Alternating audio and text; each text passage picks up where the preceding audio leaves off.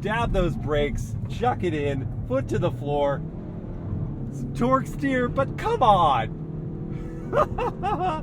Hey crew, I've got the key to that 23 Kia Forte GT. We are going to take it for a drive, but first, let's check out how it looks on the inside and outside. Fresh off a redesign for the 22 model year, the 23 Forte is largely a carryover, and you'll know it's a GT based on the badge right there, and the red accents in the grille, plus the red pinstriping on the front fascia. There are LED fog lights down low, non-functional vents here, LED reflector headlights, and LED turn signals. This paint job is called Sporty Blue. See the metallic flake on the paint surface? I like my blues, but this one has a little too much green in it for me. Doesn't go so well with the red accents. At the side is a set of 18-inch alloy wheels wrapped in Michelin Pilot Sport 4 summer tires, 225 section front and rear. Looking at the GT's profile, you see the extended side sills on a reasonably attractive form. It doesn't look too small, it doesn't look cheap, and here at the back, the GT gets a black lip spoiler in addition to LED taillights with incandescent turn signals way down here. There's also a GT specific diffuser with more red pinstripes and 2 chrome exhaust outlets. Kia has come so far with its designs, even here on some of its most affordable models. Just this one for me should be in a more cohesive white or black. My question for you, does the Forte GT look excite you? Let me know in the comments. And let's check out the interior. Opening up and looking inside at this black leatherette interior with ribbed and perforated seat centers and red contrast stitching. The doors have mostly hard touch, but you do get a soft padded armrest with red contrast stitching and a Harman Kardon 8-speaker sound system. Stepping in, behind my own seat at 6 feet tall, I've got a good bit of knee room here. This is all hard plastic. You don't get a map pocket. The foot pockets are a little narrow and thigh support is lacking. Headroom is good though. My head's back on the headrest and it's just grazing against the roof. That's gonna get the thumbs up. And in the middle, we do have air vents. This is actually important for this segment. 1 USB-A port there for everyone to fight over. The drive shaft hump isn't too big, so I can get into the middle, and here my head is just brushing against the roof once again. So you could fit 3 full-size adults in the back, at least for a short distance. Otherwise, you've got an armrest in the center with 2 cup holders and padding. Let's check out the front. Door close noise. That's pretty great. The door handle does sound a little cheap though. The front doors have smart keyless entry, look at that. And the front seats have GT stitched on them. They're heated and manual adjusting, though if you get the dual clutch automatic, you can add on a package for power adjustments of the driver's seat and cooling for the front seats. The front doors have more soft touch materials up high. Hard plastics are still down low. The driver's window is 1 touch up down. Power adjusting, not power folding door mirrors. And your trunk release is this lever here, in addition to the fuel door release, which is right next to it. Opening up, we find 15 cubic feet of space, and if you need more room, you can pull on these 2 tabs and fold down the rear seats 60-40. There is a handle to pull the trunk lid closed in 1 smooth motion. And before we hop in, note the 3 aluminum accented pedals because we've got the manual gearbox and the power sunroof. That's standard. Stepping in, closing up that door. Drivers find a heated leather wrap steering wheel with sporty grips at 9 and 3. Feels great in the hands. A little flat bottom here going on with the GT logo. Adjustments here on the wheel for your digital TFT display in between the analog, tack, and speedo. There's injection molding up on the dashboard, not hard plastics. And here's a 10.25-inch touchscreen that's really responsive, and it's got wired, not wireless, Apple CarPlay and Android Auto. Beneath the screen are knobs for volume and tuning with media buttons in between, then a dual-zone auto climate system and a wireless charging pad with 2 USB-A ports here and a DC outlet. There's leather wrapping for the gear selector and shift boot, cup holders, mechanical handbrake, injection molding on top of the console, which I wish was a little further forward. It's kind of far back for my arm to rest on. There is decent storage inside, and visibility is okay. Those little windows do help, and there's standard blind spot monitoring with rear cross traffic. This cabin has so many features for $26,000. Seems like a great value, but let's go take it for a drive to find out.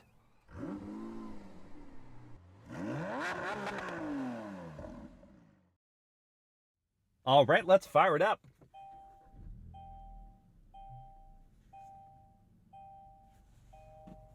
Those are some cheery chimes to start things off. Hello, cabin crew. Thank you for joining me for this drive in the 23 Kia Forte GT Manual. Our drive mode by default is normal. If you hit this button, you engage sport, which we will do later. For now, I'm going to let down the mechanical handbrake, which is so much more satisfying than just pulling on a little lever. And for all the, handbrake turns I'm going to do in my front drive sedan, this is just perfect. All right, so going into reverse, you pull up on this lever on the back, which honestly, you look at it, it kind of looks like an automatic gear selector, and it took me a sec to just reorient my brain to just go, okay, that's just how you get in reverse. Over to the left and up. That brings up a low resolution camera system, but you do have trajectory lines. Always handy. Backing on out. Into first. Wish that took over the whole screen as well. Turning radius test to start things off, as per usual. Wheel cranked. That's pretty good, especially considering the front driven wheels. Turn signal sound. I like it. It's so friendly. And the world famous orange test, ooh, is strong. Didn't expect that out of this little sedan. Powertrain in the Kia Forte GT. It's a 1.6 liter turbocharged 4-cylinder that makes 201 horsepower and 195 pound-feet of torque.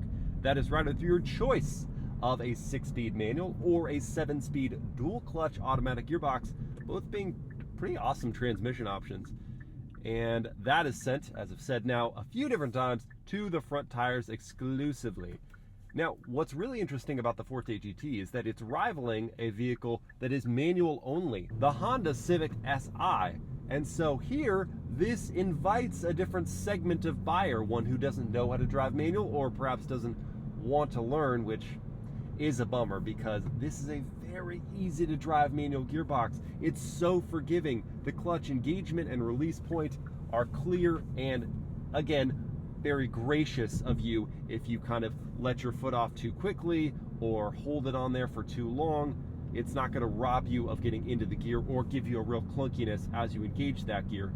The throws of the gearbox, the shifter rather, are not super well defined, and when you get into that gear it kind of feels like it stumbles its way in, but it's still a decent transmission and better, I would say, than the BMW M2 manual I drove not too long ago, and right on par with the Volkswagen Golf GTI, something you can live with every day, and as I said, is not going to be a chore if you're not really well versed in driving a manual transmission. So I think it's worth it over the dual clutch, but having that option if you have just a super trafficy commute every single day, don't want to deal with it, the dual clutch is there for you. And this turbocharged, this single turbo engine, is pretty traditional turbo where if you're below 2,000 RPM, full foot to the floor, there's nothing there. Right around 2,000, you can feel it start to come in, and then around 2,500 RPM, you really get moving. That was a 6th gear pull. Just wanted to see how it would do, and sure enough, it's a typical behavior, but one that you can expect and one that you can work around being higher in the rev range. You can drop it down to gear, for example, right at 3,000, and it picks up much more readily. And then we get into the ride quality, which is so good for this price point. I am in awe of how well dampened the ride is. It's so composed over bumps. You jostle a little bit, you feel a few of them coming through. But man, for 26 grand, it's so well sorted and something that you could easily live with. As the speeds pick up, we can listen for the NVH level.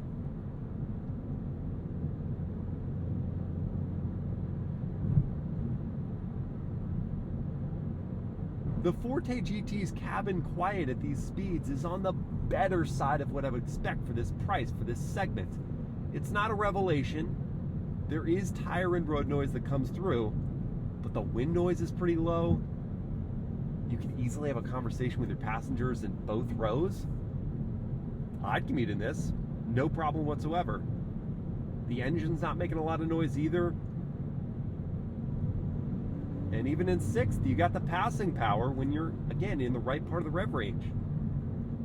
That's pretty solid. Now we got to see how the Forte GT is in a performance environment. Now I think it's time to hit that sport button and see how that changes the formula here. So I'll drop it down a gear, and from around 3,000 RPM, pour it on.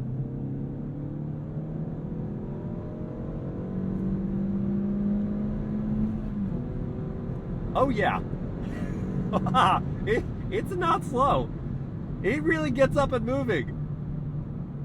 Around 4,000 RPM. It's cooking. Yes, yes indeed. The Forte GT has the guts to move the not a lot of weight. And that's great. The engine note.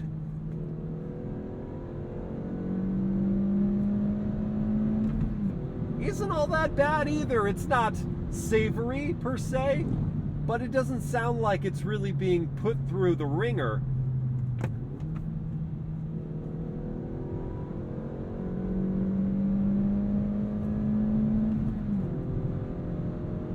I do wish there was a rev match function. Not because I'm too lazy to do heel toe rev match downshifts, but because when you do the heel toe rev match downshifts, it's a pretty lazy response from that engine. Like, you really have to jab that throttle to get enough to match that rev, to match that downshift.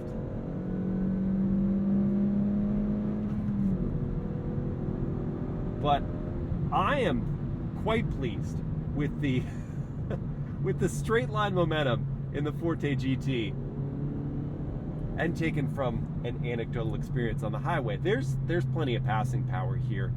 You could have the hooligan tendency, if it's there in your genetics, in the Forte GT, which it's definitely not in mine, okay?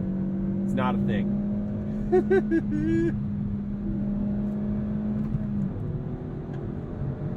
Oh yeah. Now in a corner, the front end does feel quite light when you're on throttle, and so you're thankful for the grip that's provided from these Michelin Palette Sport 4s. Great tires, a wide enough section to give you the sure-footedness, but the feel through the steering is like, I hope it doesn't wash out, which of course it won't. Might. Let's try it. But before we go hard in the handling, let's see about the real-world 0 to 60 performance here. I've got my race box set up to record into first gear, still in sport drive mode. Rev off, little tire spin, rush to second, on to third, and there's 60 in 7.37 seconds. Not too shabby. Now, to expound on that ever so slightly, I'll say that I did note some rev hang, which I had to kind of work around with shifting earlier, and we all heard the tire chirp off the line. I know that if I had done that launch repeatedly and just mitigated that ever so perfectly, then I would see a quicker time to 60. Independent tests have seen as quick as 6.9 seconds. And that's possible in theory, but the function of a real-world test is that you won't be able to go back to that stoplight and try your run again. You got to take what you got. Now for the good stuff. With the front drive architecture and this appropriate amount of power, plus traction and stability turned off, you can really just bully corners in the Forte GT. Stab those brakes, chuck it in, foot to the floor, some torque steer, but come on! Now, how do the brakes hold up on a downhill? Clamp down hard on those. Good response from the pedal, good stopping distance. Michelin's helping with that and with giving you excellent grip. The body is controlled as well. Look at you go, Forte GT. I mean, this strut type front suspension and torsion beam in the rear is nothing fancy at all. And yet it's clearly been tuned appropriately to manage the body. The torque steer once again rears its ugly head, but it's at least manageable, if not a little irksome mid-corner. Now, one thing I am missing, I'm not gonna say I'd expected at this price point, but still missing it, is a limited slip differential. Because you really can hear and certainly feel the inner tire hopping away, wasting power that could be sent with an LSD to the outer tire and maximized, utilized. So there's just some performance being left on the table. It's still really good though. Whee! And even though it feels like the nose is gonna wash out sometimes, it doesn't really seem to be a problem. So I think it's a fault of the steering, a lack of communication, and not with the front end grip. However, I do think they've missed an opportunity here to do a reversed staggered stance, having narrow rear tires to allow some possible rotation. We don't have that. This car is really just a kick in the pants to drive. Where does that expression come from? Who wants to be kicked in the pants? Not sure, but speaking of expressions, let's talk about the MilesPerHr word of the day, which for the 23 Kia Forte GT is pertly. Talking about the way that it drives in a quick and lively manner. This is not going to set your hair on fire. It will not overly invigorate you, but it will have you looking forward to that daily drive. And that's a win. Up ahead, we will discuss competition, but let's start off by reviewing the top speed and fuel economy.